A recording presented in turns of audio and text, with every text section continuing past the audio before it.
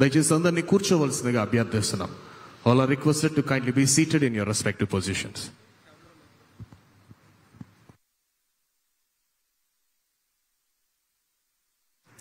Right. ఈరోజు రాజ్యాంగ దినోత్సవాన్ని పురస్కరించుకొని ప్రారంభ ఉపన్యాసం చేయవలసిందిగా chief secretary of Andhra Pradesh Shri K Vijayananda IAS గారిని అభ్యర్థిస్తున్నాం.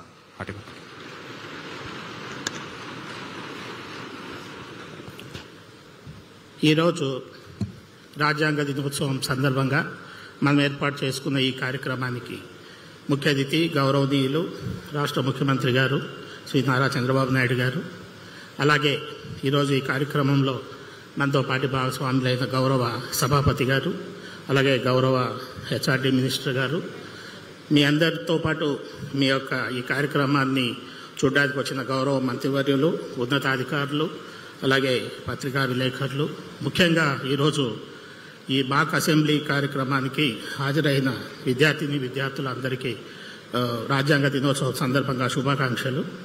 మనకందరికీ తెలుసు, 1949 నవంబర్ 26న రాజ్యాంగ సభ మన రాజ్యాంగాన్ని ఆమోదించడం జరిగింది. తర్వాత 1950 జనవరి 26న మన దేశం ఈ రాజ్యాంగంతో పరిపాలించడం మొదలుపెట్టడం జరిగింది. అలాగే అసలు రాజ్యాంగం అంటే ఏంటి అని మనం ఆలోచిస్తే, అది మనకై మన యొక్క దేశాన్ని ఎలా నడుపుకోవాలి, మనం ఏ రకమైన పద్ధతులు పాటించాలి, మనం ఏ రకమైన విలువలు కలిగి ఉండాలి, ఏ రకంగా ప్రజలమైన మనమందరము మన దేశాన్ని ముందుకు నడుపుకునేందుకు ఎటువంటి పద్ధతులు ఉండాలి, వీటన్నిటినీ కూడా కూలంకషంగా అందరికీ తెలియజేయడానికి మనం రాసుకున్న ఒక మహాగ్రంథమే మన రాజ్యాంగం. డాక్టర్ బిఆర్ అంబేద్కర్ గారి యొక్క ఆధ్వర్యంలో రాజ్యాంగం సంబంధించిన సభ వీటన్నిటినీ చర్చించి ఆమోదించి మన రాజ్యాంగాన్ని మనం ఏర్పాటు చేసుకోవడం జరిగింది. రాజ్యాంగంలో మనం రాసుకోవడమే మొదటగా we the people of India అని రాసుకున్నాం.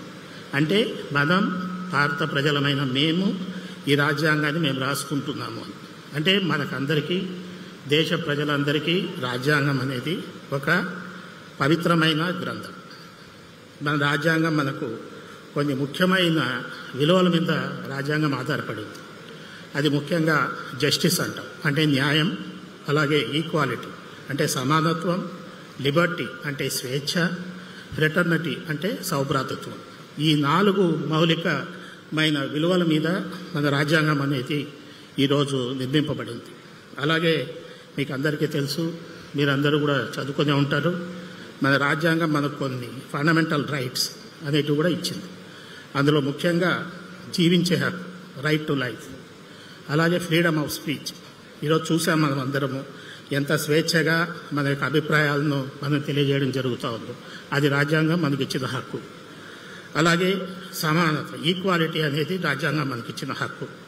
మనం ఏ రకమైన మతాన్నైనా, ఏ రకమైన సిద్ధాంతాన్నైనా మనం పాటించుకునేందుకు మనకు రాజ్యాంగం సర్వ మతాల్లో ఏ మతం లేకుండా అయినా సరే ఎవరికి వీలైన విధంగా వాళ్ళ యొక్క పద్ధతులను పాటించే అవకాశం మనం రాజ్యాంగం ఇచ్చింది, రైట్ టు ఎనీ రిలీజియన్. దీంతో పాటు ఈ మధ్యకాలంలో మన రాజ్యాంగం మనకి ఇంకో ముఖ్యమైన హక్కు ఏమిచ్చింది, రైట్ టు ఎడ్యుకేషన్. అంటే ప్రతి ఒక్కరికి తప్పనిసరిగా విద్య అనే హక్కు కూడా రాజ్యాంగం మనకి ఇవ్వడం జరిగింది. రాజ్యాంగం మనకు హక్కులు ఇవ్వడమే కాదు, మనకందరికీ కొన్ని బాధ్యతలు కూడా, రెస్పాన్సిబిలిటీస్ కూడా రాజ్యాంగం మనకు ఇవ్వడం జరిగింది. అందులో ఒకటి, మన దేశాన్ని మనం గౌరవించుకోవడం, దేశభక్తి పరులై ఉండడం, మనమందరము సమానులే అనే ఒక భావం, సమానత్వం అనేది కలిగి ఉండడం. ముఖ్యంగా ఏ దేశమైనా ఆర్థికంగా కానీ, సామాజికంగా కానీ, రాజకీయంగా కానీ, సాంస్కృతికంగా కానీ ఎటువంటి పద్ధతిలో అయినా ముందుకెళ్లాలంటే క్రమశిక్షణ అనేది ముఖ్యంగా అవసరం. అటువంటి క్రమశిక్షణ కూడా మనం రాజ్యాంగంలో ఫండమెంటల్ రెస్పాన్సిబిలిటీస్ కింద పెట్టుకోవడం జరిగింది. అలాగే ప్రకృతి పరిరక్షణ, జాతీయ గీతం, జాతీయ జెండాను గౌరవించడం, ఇవన్నీ మనకు ప్రాథమిక హక్కులైతే ఎలా ఉన్నాయో ప్రాథమిక రెస్పాన్సిబిలిటీస్ కూడా అలాగే మనకు రాజ్యాంగం ఇచ్చింది. ఇటువంటి రాజ్యాంగం నాకు తెలిసి ప్రపంచంలో మన దేశంలో ఉన్నటువంటి రాజ్యాంగం ఇంకెక్కడా లేదు. ఇటువంటి రాజ్యాంగాన్ని పరిరక్షించుకోవడం, రాజ్యాంగం యొక్క విలువలు కాపాడడం, రాజ్యాంగ బద్దులమై మనమందరం పనిచేయడం అనేది మనకు చాలా అవసరం.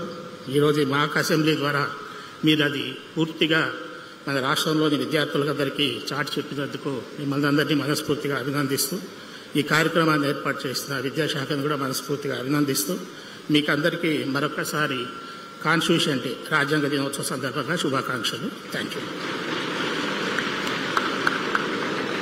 Thank you sir, thank you very much. I think బహుశా ఇక్కడ పార్టిసిపేట్ చేస్తున్న పిల్లలందరూ చూసే ఉంటారు.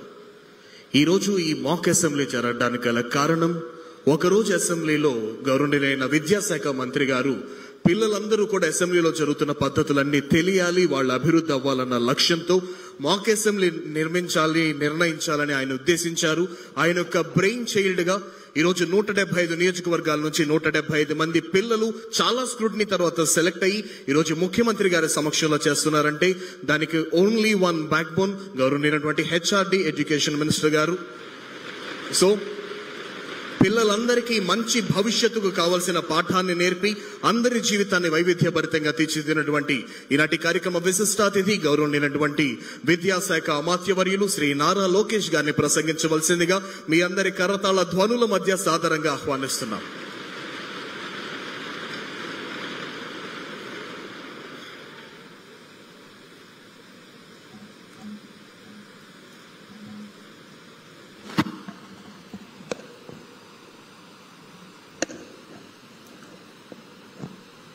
ఆనరబుల్ స్పీకర్ అయ్యన్న పాత్రుడు గారికి, గౌరవ ముఖ్యమంత్రి నారా చంద్రబాబు నాయుడు గారికి, చీఫ్ సెక్రటరీ విజయానంద్ గారికి, సహచార మంత్రివర్యులు, ఎమ్మెల్యేలు, అధికారులందరికీ నా హృదయపూర్వక నమస్కారాలు. ఈరోజు నాకు చాలా ఆనందంగా ఉంది. ఎందుకంటే 175 నియోజకవర్గాల్లో సుమారుగా 7 లక్షల మందితో మీరందరూ పోటీపడి ఒక పక్కన ఎస్సే రైటింగ్, ఎలక్యూషన్, క్విజెస్ లో పాల్గొని నంబర్ 1 స్థానం సాధించి మీరందరూ ఇక్కడికి వచ్చి ఈ మాక్ అసెంబ్లీలో పాల్గొంటాం. నిజంగానే నాకు చాలా చాలా ఆనందంగా ఉంది.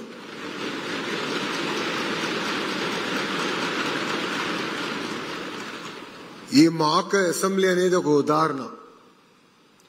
అంటే మన మనసులో ఒకటి సాధించాలి అనుకున్నప్పుడు దాని వెనకాల ఎంత కష్టం ఉంటుంది. ఇక్కడ ఈ వేదిక పైన పెద్దలందరినీ కన్విన్స్ చేసాల్సి వచ్చింది. నా ఆలోచన అయితే శాసనసభలోనే పెట్టాలని గౌరవ స్పీకర్ గారితో కూడా నేను అనేక సార్లు చర్చించాను. అప్పుడు ఆయన పార్లమెంట్ ప్రాక్టీసెస్ రూల్ బుక్ తీసుకొచ్చి అసెంబ్లీలో పెట్టలేం కానీ అసెంబ్లీ ప్రాంగణంలో పెట్టే బాధ్యత నేను తీసుకుంటానని గౌరవ స్పీకర్ గారు చెప్పారు. అయినా నేను ఒప్పుకోలేదు. ఆయనతో చివరి దశ వరకు కూడా పోరాడా. కానీ ఆ పోరాటం ఫలితమే ఈరోజు ఇక్కడ మన మాక్ అసెంబ్లీ ఏర్పాటు చేసుకుంటాం జరిగింది.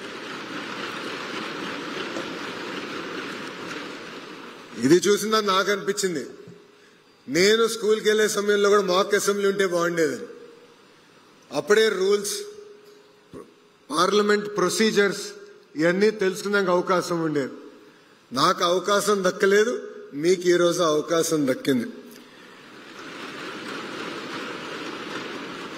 ఈరోజు మనం చూసింది living class room of democracy. మీరు ఇక్కడ చూస్తే స్పీకర్ని మనం ఎట్లా ఎన్నుకోవాలి, షార్ట్ డిస్కషన్స్ అంటే ఏంటి, కాలింగ్ టు అటెన్షన్ డిస్కషన్ అంటే ఏంటి, 0 అవర్ అంటే ఏంటి, బిల్స్ ఎలా ఇంట్రడ్యూస్ అవుతాయి, బిల్స్ పైన ఎట్లా చర్చ జరుగుతాయి, ఇవన్నీ కూడా మీరు ఈరోజు చూస్తాం జరిగింది.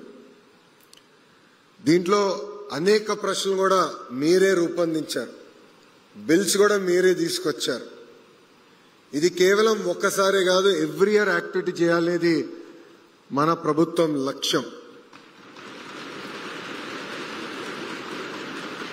రైతుల సమస్యలపైన మాట్లాడాం. పిల్లలు చిన్న వయసులో సెల్ ఫోన్లకు ఎట్లా ఎడిక్ట్ అవుతున్నారో కూడా మనం చర్చించాం. యాంటీ డ్రగ్స్ క్యాంపెయిన్ గురించి కూడా మనం మాట్లాడటం జరిగింది. ఇది నేను మీ అందరికీ విషయం చెప్పాలనుకుంటున్నా.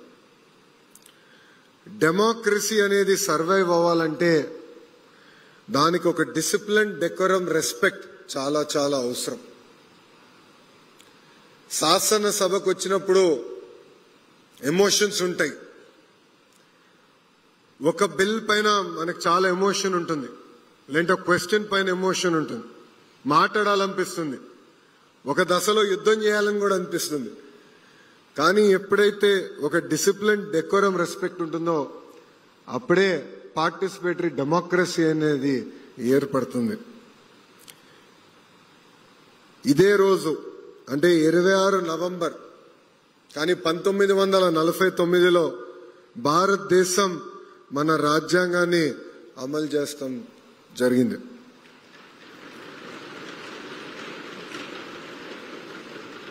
ఎంతో చర్చలు జరిగినాయి, ఎంతో మంది కృషితో మన రాజ్యాంగం మనం ఏర్పాటు చేసుకున్నాం. ఇప్పుడే పెద్దలు చీఫ్ సెక్రటరీ విజయానంద్ సార్ చెప్పినట్లు కేవలం మనం మన ప్రాథమిక హక్కుల గురించి కాదు, ప్రాథమిక బాధ్యతల గురించి కూడా తెలుసుకోవాల్సిన అవసరం మనందరి పైన ఉంది. రాజ్యాంగం అనేది కేవలం మన రైట్స్, లాస్ గురించి కాదు, కానీ మన వాల్యూస్, కరేజ్ గురించి, కలెక్టివ్ రెస్పాన్సిబిలిటీ గురించి కూడా మనందరం ఆలోచించాల్సిన అవసరం ఉంది. రాజ్యాంగం అని చెప్పేది ఒకటే, ప్రతి వ్యక్తి వాయిస్ చాలా ఇంపార్టెంట్. ప్రతి వ్యక్తి అడుగుతున్న ప్రశ్న అనేది చాలా కీలకమైనది.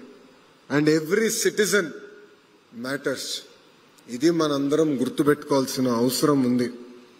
ఈరోజు శాసనసభ అంటే మాక్ అసెంబ్లీలో మీ వాయిస్ మేము అందరం విన్నాం.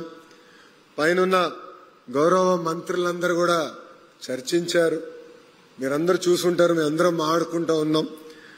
శాసనసభ ఇంత వైబ్రెంట్ గా నడవాలి, రాబోయే రోజుల్లో అందరం కలిసికట్టుగా తీసుకెళ్లాలని కూడా మేమందరం చర్చిస్తాం జరిగింది. ఇక్కడున్న పిల్లలందరికీ ఒకే విషయం చెప్పదలుచుకున్నా, రాజ్యాంగం అనేది రైట్స్ తో పాటు రెస్పాన్సిబిలిటీస్ కూడా మనం గమనించి మన రాజ్యాంగాన్ని ఒక గైడింగ్ ఫోర్స్ గా తీసుకుని ముందరికెళ్లాలని ఇక్కడ ఉన్న మిమ్మల్ని అందరినీ నేను కోరుతున్నా. కరెక్ట్ గా 1 సంవత్సరం క్రితం ఇదే కాంపౌండ్ లో ఐ థింక్ బ్లాక్ 5 గౌరవ ముఖ్యమంత్రి చంద్రబాబు నాయుడు గారు రాజ్యాంగ దినోత్సవం సందర్భంగా అధికారులతో ఒక మీటింగ్ ఏర్పాటు చేశారు. ఆ రోజే నేను గౌరవ ముఖ్యమంత్రి గారు హామీ ఇచ్చాను, పిల్లల కోసం బాల భారత రాజ్యాంగం నియమిస్తాం, అది కూడా అద్భుతమైన మోడల్ తీసుకొస్తాం. ఇది కేవలం ఆంధ్ర రాష్ట్ర పిల్లలకే కాదు, భారతదేశ పిల్లలకి అందించే బాధ్యత ఒక మంత్రిగా నేను తీసుకుంటానని ఆనాడు హామీ ఇచ్చాను. మీ అందరి సమక్షంలో ఆ పుస్తకం గౌరవ ముఖ్యమంత్రి గారు ఓపెన్ చేశారు. మీ అందరు కూడా ఒక కాపీ అందించామనుకున్నా, వచ్చిందా కాపీ? ఇంకా రాలేదా? అందరికి వచ్చిందా? ఆ పుస్తకంలో ఒక్కొక్క ఇంపార్టెంట్ సబ్జెక్ట్ పైన ఇన్నోవేటివ్ గా అంటే పిల్లలకి అర్థమయ్యే విధంగా ఆ పుస్తకాన్ని మీరు రూపొందించడం జరిగింది. ఒక యంగ్ రీడర్స్ ని ఇన్స్పైర్ చేయాల్సిన బాధ్యతగా మేము తీసుకుని ఆ పుస్తకాన్ని మేము రూపొందించడం జరిగింది. ఇది కేవలం ఒక ప్యాసివ్ లెర్నర్స్ కే కాదు, యాక్టివ్ గా సమాజంలో ఎంగేజ్ అయ్యే వారి కోసం ఆ పుస్తకం మన ప్రభుత్వం రూపొందించింది. రాజ్యాంగం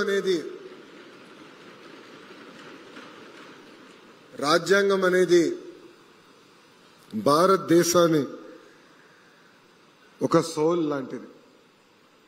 అందుకే ఆ పుస్తకంలో ఇన్స్పైరింగ్ టేల్స్ అంటే మహాత్మా గాంధీ గారి గురించి, బాబాసాహెబ్ అంబేద్కర్ గారి గురించి, నెహ్రూ గారి గురించి, సర్దార్ వల్లభాయ్ పటేల్ గారి గురించి, మౌలానా ఆజాద్ గారి గురించి, ఇట్లా అనేక మంది మహనీయుల గురించి కూడా మేము ఆ పుస్తకంలో రూపొందిస్తాం జరిగింది.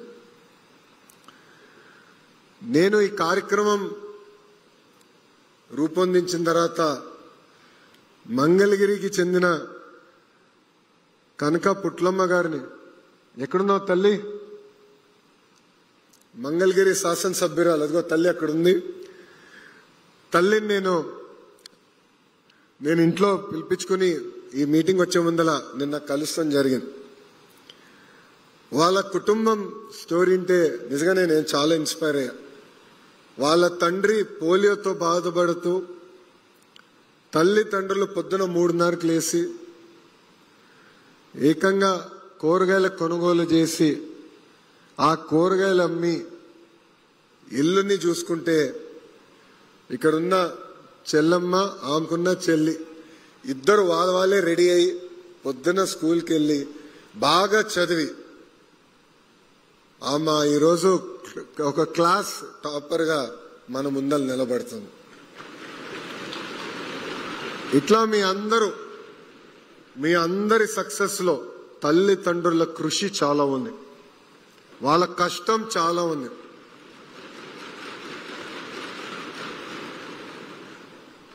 మొన్న చాగంటి కోటేశ్వరరావు గారితో నైతిక విలువలపైన ఒక సమావేశం ఏర్పాటు చేసుకున్నాం.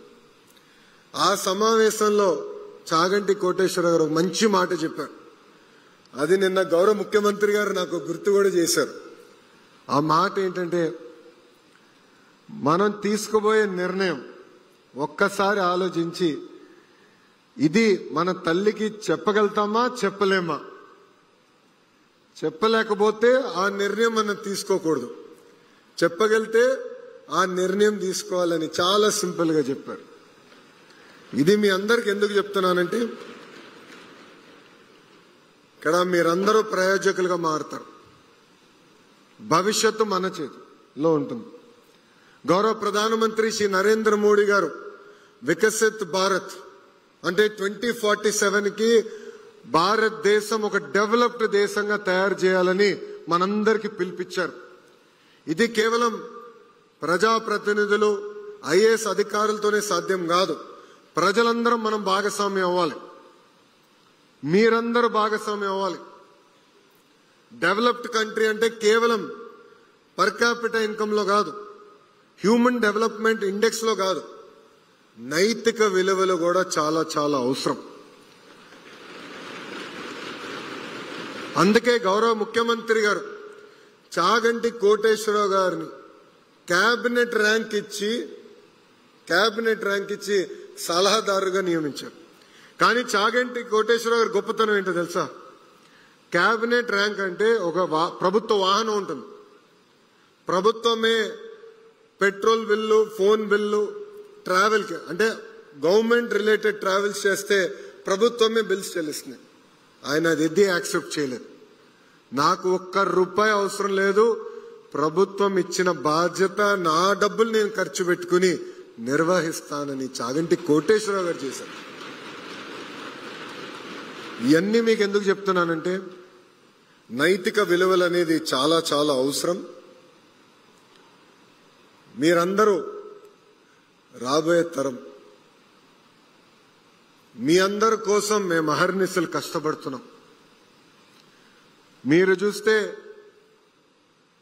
ప్రజాప్రభుత్వం వచ్చిన తర్వాత 1 క్లాస్ 1 టీచర్, ఇక్కడ చాలా మంది పిల్లలు తెలుసు, ప్రాథమిక పాఠశాలలో 1st class to 5th class కొన్ని స్కూల్స్ లో ఒకే టీచర్ ఉంటారు. ఇప్పుడు కూడా ఉన్నారు, అన్ని సమస్యలు పరిష్కరించే ఉన్నారు. కానీ కనీసం 9600 పాఠశాలలో 1 క్లాస్ 1 టీచర్ మేము తీసుకొచ్చాం. మీరు చూశారు, మెగా పేరెంట్ టీచర్ మీటింగ్ కూడా ఏర్పాటు చేశాం. ఎందుకంటే మీరు ఉపాధ్యాయులు తల్లిదండ్రుల అనుసంధానం అవ్వాల్సిన అవసరం ఉంది. నేను మళ్ళీ రిపీట్ చేస్తున్నా, ఇక్కడున్న పిల్లలు, ఉపాధ్యాయులు తల్లిదండ్రుల అనుసంధానం అవ్వాల్సిన అవసరం ఉంది.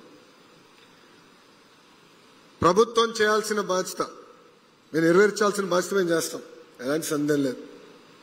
కానీ మనం ప్రయోజకులుగా మారాలి. సమాజాన్ని మనం లీడ్ చేయాలంటే తల్లిదండ్రుల బాధ్యత కూడా చాలా ఉంది. ఈరోజు క్రమశిక్షణ పట్టుదల నాలో ఉందంటే దానికి కారణం నా తల్లి భువనేశ్వరి గారు. చిన్న వయసు నుంచి మీ తల్లిదండ్రులు మిమ్మల్ని కొడతారు లేదు నాకు తెలియదు, కానీ చిన్నప్పుడు మా అమ్మ నన్ను కొట్టేది. ఒక్క చిన్న తప్పు చేసినా గట్టి కొట్టేది.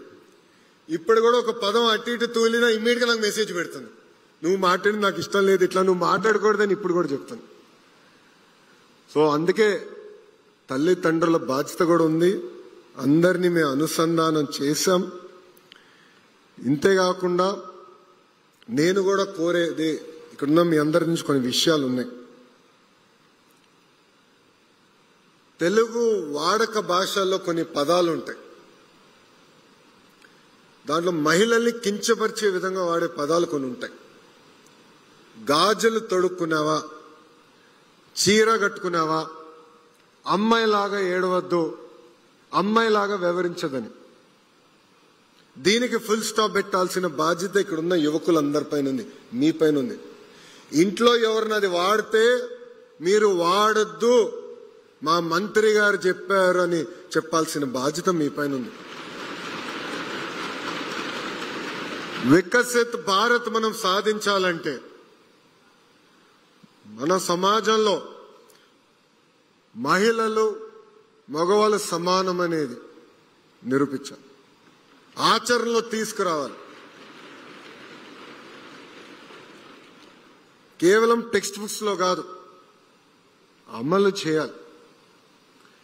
ఏ సమాజంలో అయితే మగవాళ్ళతో సమానంగా ఆడవాళ్ళని మనం గౌరవిస్తామో, అన్ని రంగాల్లో ప్రోత్సహిస్తామో, ఆ దేశమే డెవలప్డ్ దేశం అవుతుంది. అందుకే ఇక్కడున్న అబ్బాయిలందరూ చెప్తున్నా, అమ్మాయిల్ని కించపరిచే విధంగా మీరు ఎవరన్నా మాట్లాడితే నేనే వస్తా, 2 గట్టి కొడతా. మాకు మొహమాటాలు ఏమీ లేదు ఈ విషయంలో. కించపరిచే విధంగా మనం మాట్లాడకూడదు, మహిళల్ని మనం గౌరవించాలి. ఇది మనందరం ఒక బాధ్యతగా తీసుకోవాలని ఇక్కడ ఉన్న మిమ్మల్ని అందరినీ నేను కోరుతున్నాను. ఈరోజు అద్భుతంగా మీరందరూ చర్చించారు. సుమారుగా 45,000 ప్రభుత్వ పాఠశాలలో ఇది లైవ్ గా మిగతా విద్యార్థులందరూ చూస్తాం జరిగింది. ఇక్కడ రాలేకపోయారు కొంతమంది విద్యార్థులు, ఎందుకంటే మీతో చాలా మంది పోటీ పడ్డారు. వాళ్ళు కూడా ఫస్ట్ ర్యాంక్ వచ్చింది, మీకు తెలుసు వాళ్ళందరూ. కానీ వాళ్ళు రాలేకపోయారు. ఏం పర్వాలేదు, ప్రభుత్వం మెరుగైన అవకాశాలు మీకు కల్పిస్తుంది, ఒక అద్భుతమైన వేదిక మీకు ఏర్పాటు చేస్తుంది. అధైర్యపడాల్సిన అవసరం లేదని ఈ సభాముఖంగా వాళ్ళందరూ కూడా నేను తెలియజేసుకుంటున్నాను. ఇక్కడున్న పిల్లలందరినీ నేను ఒక విషయం కోరాలనుకుంటున్నా. ఎప్పుడైతే మీరు మాట్లాడాలనుకుంటారో క్లారిటీతో మాట్లాడండి, భయం అవసరం లేదు. మీ మనసులో ఒక ప్రశ్న ఉంది, ఆ ప్రశ్నకి సమాధానం రావాలనుకుంటే 1 కాదు 10 కాదు 100 సార్లు అడగాల్సిన బాధ్యత మీ పైన ఉంది. చర్చిద్దాం, కానీ చర్చ అనేది ఫ్యాక్ట్స్ తో చర్చ జరగాలి, ఫ్రస్ట్రేషన్ తో కాదు. అంతేకాకుండా ఎవరైనా అభిప్రాయం మనకు నచ్చకపోతే ఒక రెస్పెక్ట్ తో డిసగ్రీ చేయాలి తప్ప కించపరిచే విధంగా మనందరం మాట్లాడకూడదని ఇక్కడున్న మిమ్మల్ని అందరూ నేను కోరుకుంటూ, నేను ఇక్కడ మాట్లాడడానికి వచ్చే ముందులా మా వాళ్ళు నా కాపీ ఇచ్చారు. ఈ కాపీ నాకు చాలా సెంటిమెంటల్ కాపీ. ఎందుకంటే నేను యువగలం పాదయాత్ర ప్రారంభించినప్పుడు ఈ కాపీ పట్టుకుని నేను నడిచా. ఎందుకు నడిచానంటే వెరీ ఇంట్రెస్టింగ్. ఇక్కడ చాలా నీట్ గా right to freedom, article 19, protection of certain rights regarding freedom of speech. All citizens shall have the right to freedom of speech and expression, to assemble peacefully without arms, to form associations or unions, to move freely throughout the territory of India, to realize and settle in any part of the territory of India, to practice any profession or to carry on any occupation, trade or business. ఎందుకంటే గతంలో నన్ను ఇబ్బంది పెడతారో నాకు తెలిసే ఈ రాజ్యాంగం పట్టుకుని నేను నడిచా. కొంతమంది పోలీస్ సోదరులు ఆపినప్పుడు నేను ఈ రాజ్యాంగం చదివితే ఇదేంటో నాకు తెలియదు, ఎస్పీ గారితో మాట్లాడమని వాళ్ళు చెప్పారు. నాకు ఇదేంటో తెలియదు, నాకు మీరు ఎస్పీ గారితో మాట్లాడుకోండి అని చెప్పారు. ఆ రోజే డిసైడ్ చేశా, నేను విద్యాశాఖ మంత్రి అవుతానో లేదో నాకు తెలియదు, కానీ పిల్లలకి చిన్న వయసులోనే రాజ్యాంగం మనకు కల్పిస్తున్న హక్కులు బాధ్యతల గురించి చెప్పాలని ఆ రోజే నిర్ణయించుకున్నాను. అందుకే ఇప్పుడు కూడా ఈ రాజ్యాంగం పట్టుకుని నేను తిరుగుతున్నానని సభాముఖం తెలుపుకుంటూ, మనందరం కలిసికట్టుగా వికసిత్ భారత్లో భాగస్వామ్యం అవ్వాలి. నా ప్రసంగం ముగించే ముందల మిమ్మల్ని అందరినీ ఒక ప్రశ్న అడగాలంటున్నాను. ఇక్కడ ఎంతమంది డాక్టర్లు అవ్వాలనుకుంటున్నారు? చేతుల పైకెత్తండి. మా విద్యాశాఖ మాచ్యులు డాక్టర్ అవ్వాలనుకుంటున్నారు. వెరీ గుడ్, థ్యాంక్ యూ అమ్మా. ఇక్కడ ఎంతమంది ఇంజనీర్లు అవ్వాలనుకుంటున్నారు? ఎంతమంది ఇక్కడ ఐఏఎస్ ఐపీఎస్ ఆఫీసర్లు అవ్వాలనుకుంటున్నారు? అబ్బో, మీరెక్కున్నారు. ఓకే, చేతుల కింద దించారు. ఎంతమంది రాజకీయ నాయకులు అవ్వాలనుకుంటున్నారు? 5గురేనా? 6గురేనా? ఎట్లా? మళ్ళీ వికసిత్ భారత్ ఎలా సాధిస్తో చెప్పండి. రాజకీయాల్లో మీరందరూ భాగస్వామ్యం అవ్వాలి. You have a role to play. రాజకీయాల్లో కొన్ని విషయాలు మనకు నచ్చకపోవచ్చు, మనం ఏకీభవించవచ్చు, కానీ సమాజంలో ఏ మార్పు అయితే మనం ఆశిస్తున్నామో రాజకీయాలకు వచ్చి పోరాడి శాసనసభలో అడుగుపెట్టి మార్పు తీసుకురావాల్సిన బాధ్యత మనందరి పైన ఉంది. ఇక్కడ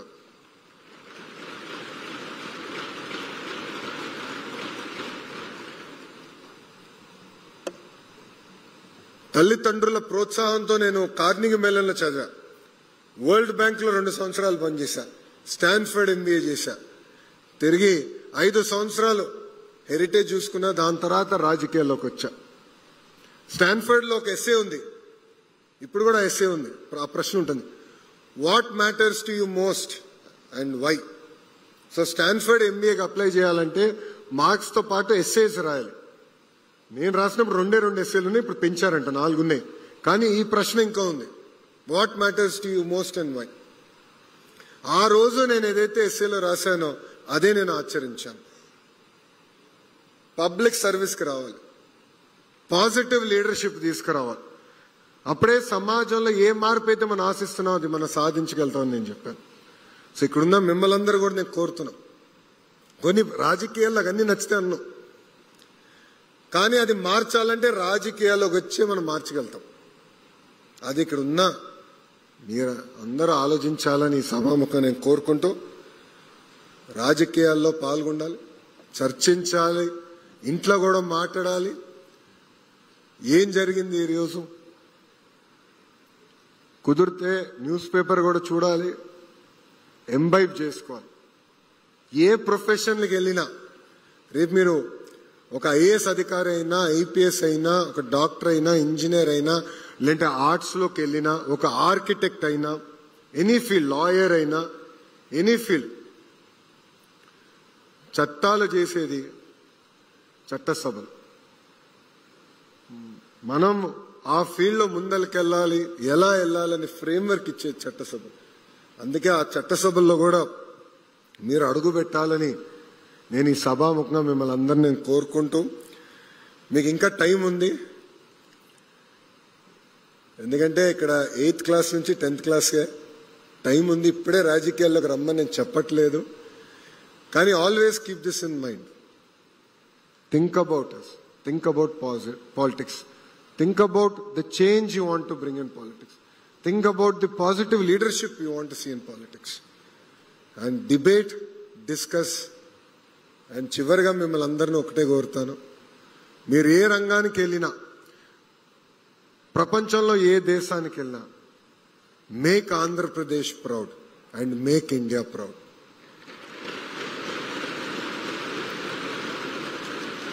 నాకు ఇంత అద్భుతమైన అవకాశం ఇచ్చిన గౌరవ స్పీకర్ అయ్యన్న పాత్రుడు గారికి, గౌరవ ముఖ్యమంత్రి చంద్రబాబు నాయుడు గారికి నా హృదయపూర్వక ధన్యవాదాలు తెలుపుకుంటూ మీ అందరి దగ్గర నుంచి సెలవు తీసుకుంటున్నా.